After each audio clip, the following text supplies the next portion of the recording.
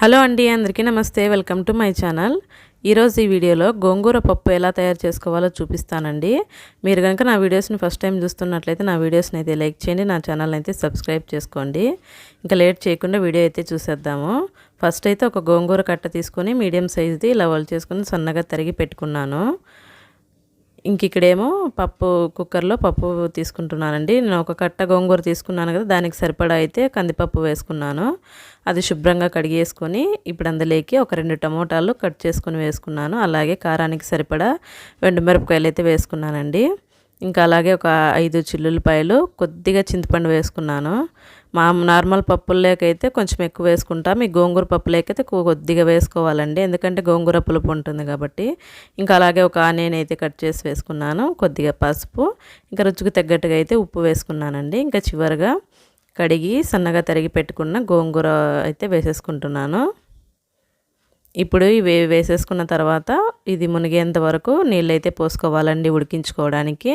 Normal పప్పు కంటే ఇదైతే కొద్దిగా టైం తీసుకుంటుంది ఉడకడానికి.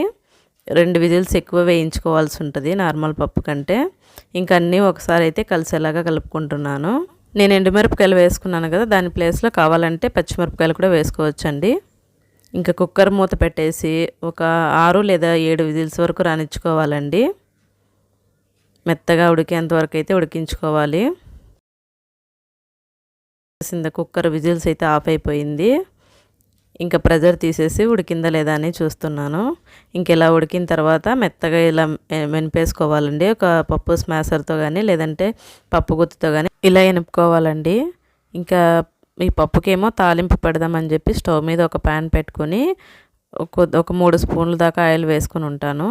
ఇందులోకి ఇప్పుడు కొద్దిగా ఆవాలు, జీలకర్ర, అలాగే కొద్దిగా పచ్చిశనగపప్పు కూడా వేసుకున్నానండి. ఇంక ఇవి చిటపటలాడుతుండగా ఆనియన్ అయితే వేసుకుంటున్నాను. ఒక ఆనియన్ ఏమో కట్ చేసుకుని ఇలా చీలికల్లా వేసేసుకున్నాను. ఇంకా కొద్దిగా కరివేపాకు, కొద్దిగా చిల్లుల్లిపాయలేమో ఒక కచ్చపచ్చగా దంచి వేసుకున్నాను. ఒకటి ఎండుమిరపకాయ వేసుకున్నాను. ఇంక ఇవేమో గోల్డెన్ బ్రౌన్ కలర్ వచ్చేంత వరకు అయితే ఫ్రై చేసుకుంటున్నానండి. ఇంక ఇలా ఫ్రై అయిన తర్వాత ఇంకా దింపేసే ముందుగా చివరిగా కొద్దిగా ఇంగువ అయితే వేసుకున్నాను. పప్పు టేస్ట్ బాగుంటుంది ఇంగువ వేస్తే. ఇంకా తాలింపు ఫ్రై అయిపోయిన తర్వాత ఏమో ఇంకా తీసుకొచ్చి పప్పులోకి అయితే కలిపేసానండి. చాలా చాలా రుచిగా ఉంటుంది గోంగూర పప్పు అయితే. మీరు కూడా అయితే ఒకసారి అయితే ట్రై చేసి చూడండి. వేడివేడి అన్నంలోకి గోంగూర పప్పు వేసుకొని ఒక స్పూన్ నెయ్యి వేసుకొని ఆవకాయ ముక్క పెట్టుకొని తింటే చాలా రుచిగా ఉంటుంది. ఓకేనండి, మరో వీడియోతో మళ్ళీ కలుద్దాం. అంతవరకు బాయ్ బాయ్.